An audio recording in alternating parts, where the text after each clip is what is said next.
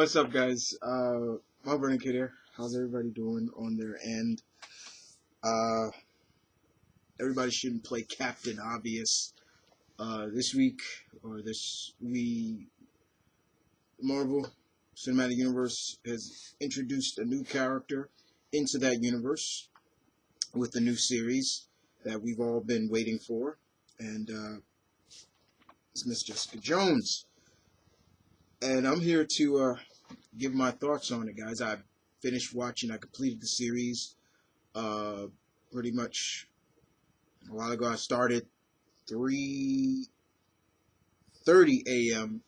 this morning, or Friday morning, and went into the day. I took a break for a while, got a little sleep, and then I came back on about 5:30 to finish the rest of the episode. I think I stopped at episode 7 about 9 a.m. that morning, Friday morning. Then I took some sleep, got some rest, and I came back 5 p.m., 5:30 p.m. and finished the rest of the show. So guys, I'm going to try not to spoil too much for anybody who hasn't seen it. So what I'm going to do is I'm going to kind of maybe break this up into the spoiler-free half, where I just talk about the theme and, you know, how did I like the actors and actresses' portrayals, and then I'm going to get maybe the spoilers. But also because I'm not going to talk too much about it because of the fact that my team is getting together, YouTubers Core, and we're gonna, as always, we're gonna deliver kind of a round table as well on that. But Jessica Jones, this was the second of the Netflix series titles that we knew that was coming before the solo titles, and then it wraps up into the Defenders miniseries. So I'm here to talk about that as well once again. Now, after we had our fix of Daredevil and we wanted more, we got our fix now of Jessica Jones.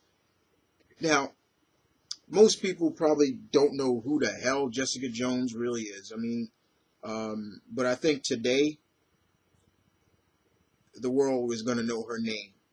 Unless you're a comic fan, you'll probably know. But if you're a non-comic fan, you probably don't know who she is. You probably never heard of her. You probably never seen her.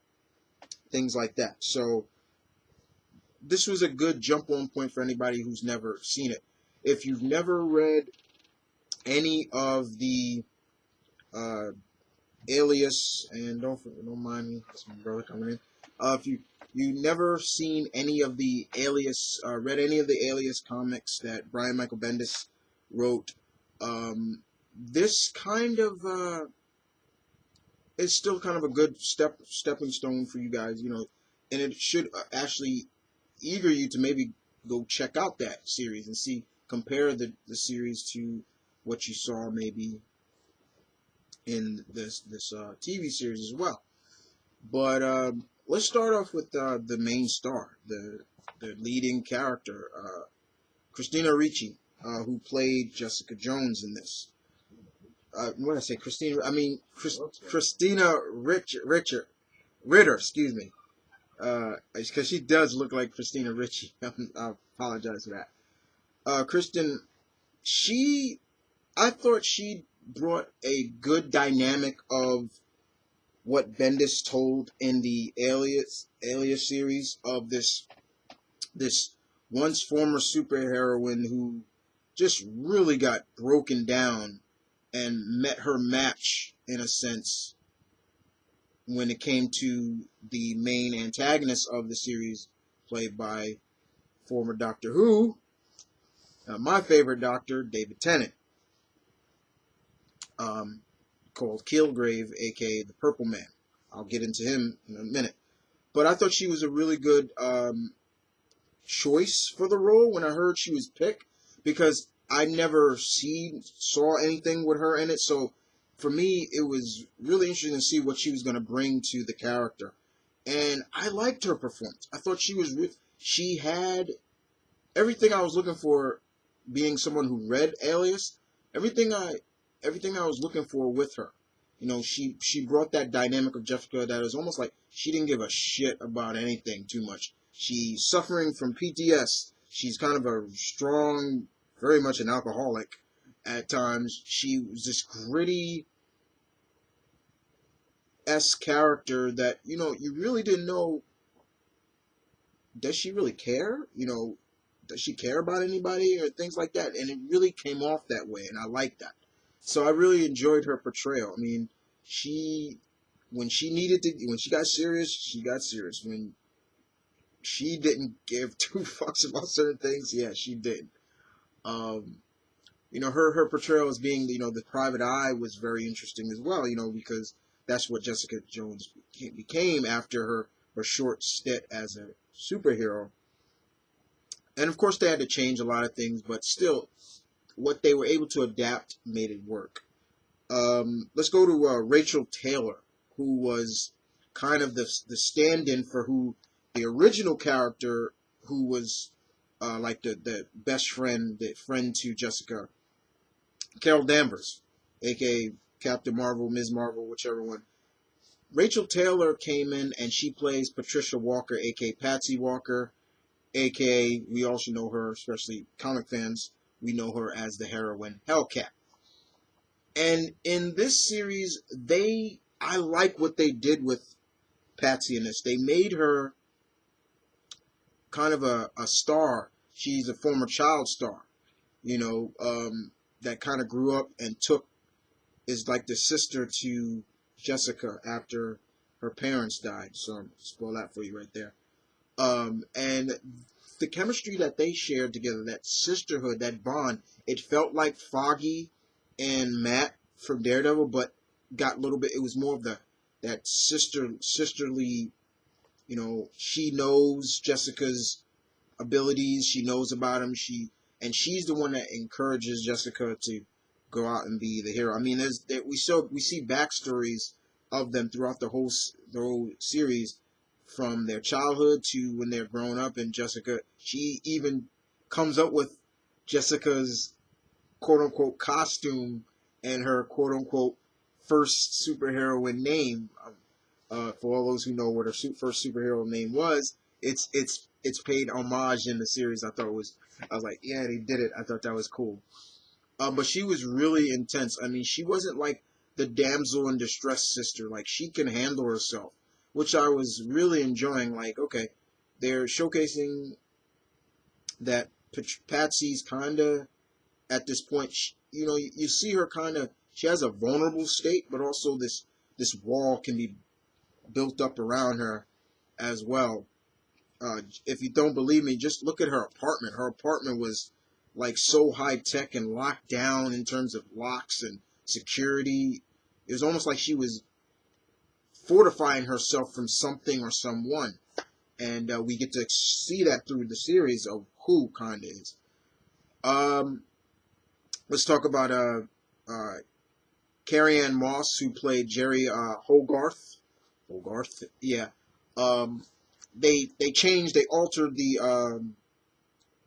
altered the gender of her character, because in the comics, if I recall, Jerry Hogarth was male, but they altered it, and it was really interesting to see Carrie Ann Moss as this character, because, you know, most of the time when we hear Carrie Ann Moss, we think of Trinity from the Matrix series, and in this, she is far from being that character.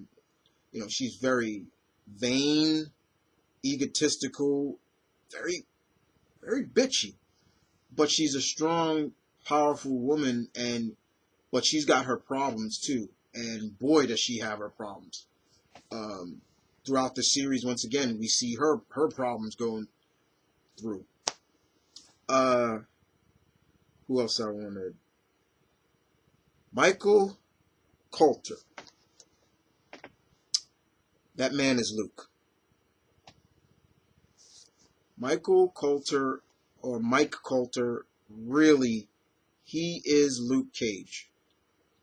For most of us guys who are huge fans of the Power Man, the Unbreakable Man, aka Luke Cage, the man called Cage, you know, we kind of had this kind of stereotype of like there has to be this really big dude that can portray that character, but Mr. Coulter comes along and he really embraces that modern take of Luke Cage, because I remember in an interview he said when he knows about the characters, but he was really scared to take the role because he thought they were going to go back to his 70s black exploitation days where he's wearing the bright colored and the tiara, and he's like, oh man, oh god. But they told him, no, you're going to do more of the modern take of him, and he really brought that dynamic, and him and Ritter's chemistry together was really good. That was one thing I was really looking forward to seeing, how their chemistry is going to be as Luke and Jessica, because we all know the future, what happens to those two, and we see that. Very good chemistry. Loved it. Thought it was really good. He really portrayed that character very well, and I loved it. And when he showcased his stuff, it was just, I geeked out. And when he said those famous 2 words, I geeked out. You know, it's just like, oh, he said it, and I loved it. I thought it was great. You know, so yeah, he really did. And seeing him in this series through the episodes that he was in really now makes me mouth water more for his series coming next year.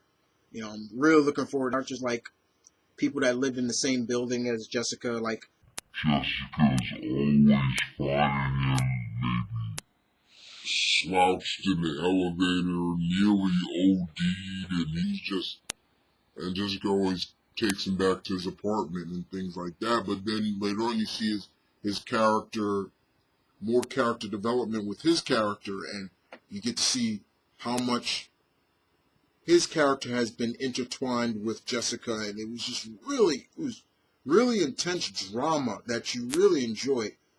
I'll definitely agree with what they said.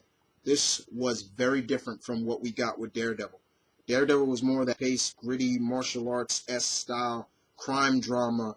With this was more taking it back to a crime drama, but more dramatic style, like more of a like a Law and Order like style of superhero storytelling.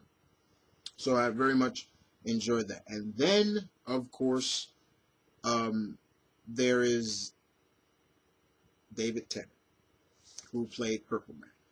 Now, they changed a lot of the character in this, in terms of his backstory. For example, making him British instead of Croatian, because Kilgrave is Croatian, as well as him not being a doctor, because Zebediah Kilgrave is a doctor. They also explained his abilities. Instead of being like he's a human mutate and his powers work on pheromones and things like that, they explained it a little bit differently, which was fine. I very much enjoyed that. They changed his name from Zebediah, I'll spoil this once again, from Zebediah Kilgrave to Kevin to Kevin.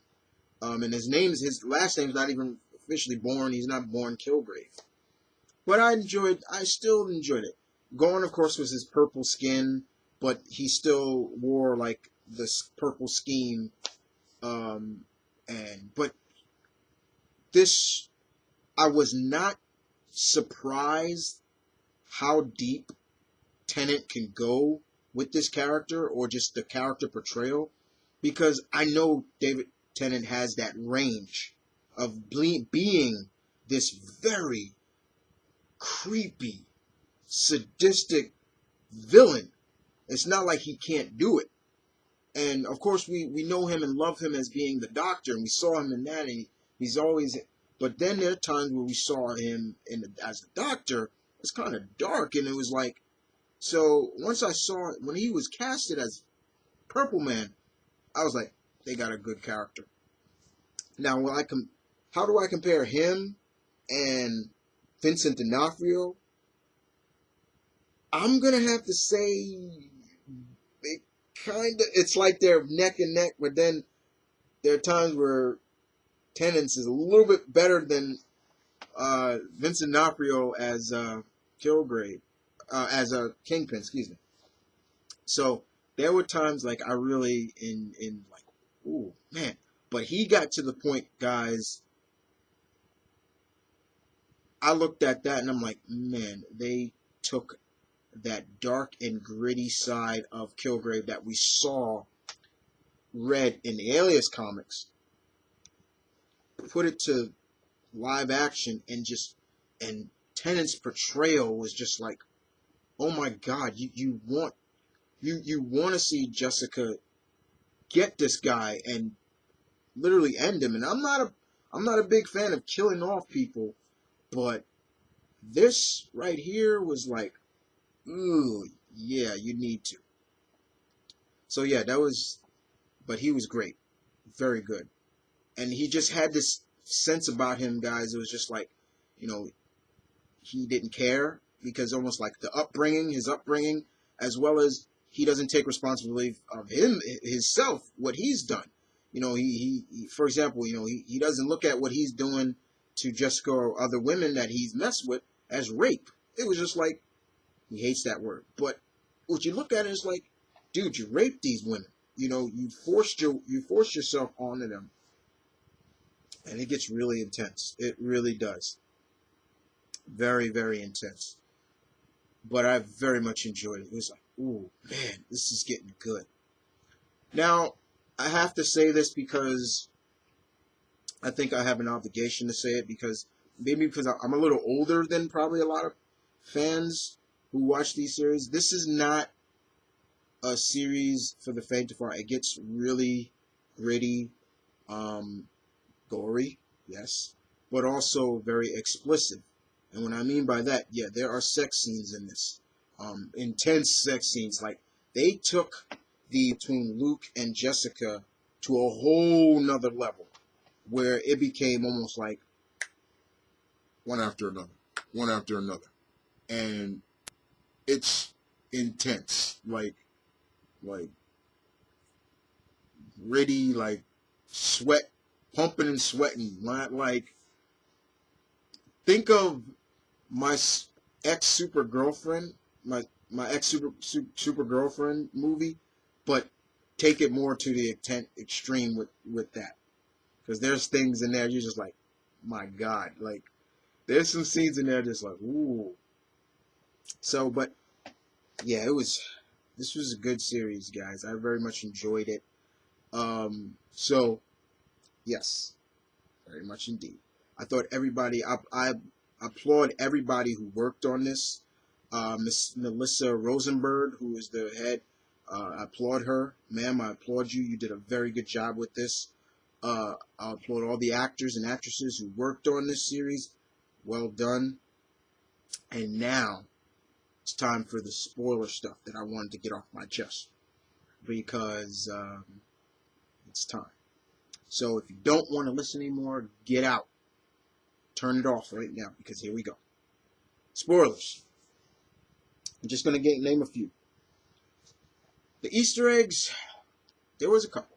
We saw there's Stan Lee makes a photo cameo, another one.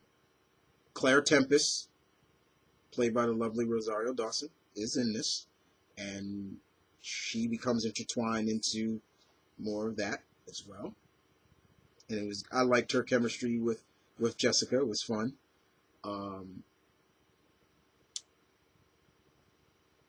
We see how Jessica intertwines with Luke in terms of everything. Now, this is a spoiler right here. That's why I'm saying. In this series, Luke is married. He was married to Reva Connor, basically, who is a real character in his series, but she was an ex-girlfriend that was first with his boy Willis Stryker. You know, so we get to see her in there, and Jessica is the one that kills her. Punches her with her full strength, kills her. Not a lot of names dropped in this, guys. A lot of names. One of them, Angela Del Toro, a.k.a. White Tiger. One of the White Tigers. the second White Tiger. Name was dropped. So she exists in this world. Once I heard that, I geeked out. I was like, oh, she's in this. Even Carl Lycon, I was like, no, they did not just drop Sauron's name in this. I was like, oh my god, they just dropped Sauron's name. And yes, Nuke is in this. And the way they built up Nuke in this, I was like, ooh, okay. I like this. I like it a lot. And what else I wanted to spoiler? I just don't want to say too much more, but what Jessica pulls at the end of the series, she literally pulled a Wonder Woman in a sense with Kilgrave. I thought it was beautifully done, though. I'm not gonna lie. I thought it was beautifully done because there was Jessica and Patsy have a safe word that we find out, basically is her safe word of knowing that she's not under his control, and it's a word that Jessica never used throughout this whole series, and she says it, and I was like, oh, I know what that is, and I thought it was great. It was I love you. She says I love you. She looked at Patsy when she said it, and just pulled her up, and crack. I was like, oh. So yeah, that was a spoiler alert right there, guys. But yeah, Purple Man is dead in this universe. And I'm not the biggest fan of killing off villains, but like I said, this guy kind of had it coming. Just the shit that he did in this, especially to his parents. Man. But, guys, I ran my mouth off long enough. Like I said, didn't want to spoil too much. That's why I left some of the spoilers at the end. But very much enjoyed this. If I was thumbs up, 2 thumbs way up. Very much enjoyed it. Very much. I'm going to watch it again. I know I am. This is rewatchable. As always. And this just gets me more interested in seeing Luke Cage, Iron Fist, and yes, Iron Fist is still in works. Of course, Defenders, seeing them all come together, how their chemistry is going to be together. All in all, guys, yes, this is a good series. It does make me wonder, guys, if there will be a second season. Was this strong enough to get a second season? And if so, because it ends on kind of a like a ending of like, okay, she's still gonna do her thing as a private eye, but more importantly, we look at it more of like, okay, I look at it more, and I'll get into this more when we do the roundtable on the YouTuber's Core channel, is if they do another villain, they do another season, who will be the main antagonist for Jessica? So that's also the biggest point as well. But other than that, this was a good series. You guys will hear a more in-depth with the YouTuber's Core. Check out that channel, subscribe to that channel if you haven't. That's me, my team, and I. We talk about a lot of things, talk about the movies, and, there are some exclusive content over there as well. But other than that, guys, thank you for listening. Thank you for watching. As always, hit that subscribe button. And guys, as I always tell you guys, trust in me, and I'll entertain you the best I can. I'm the Geek Kylo of New York. Peace, love, stay tuned, keep real, guys. See you guys next time. I'm out.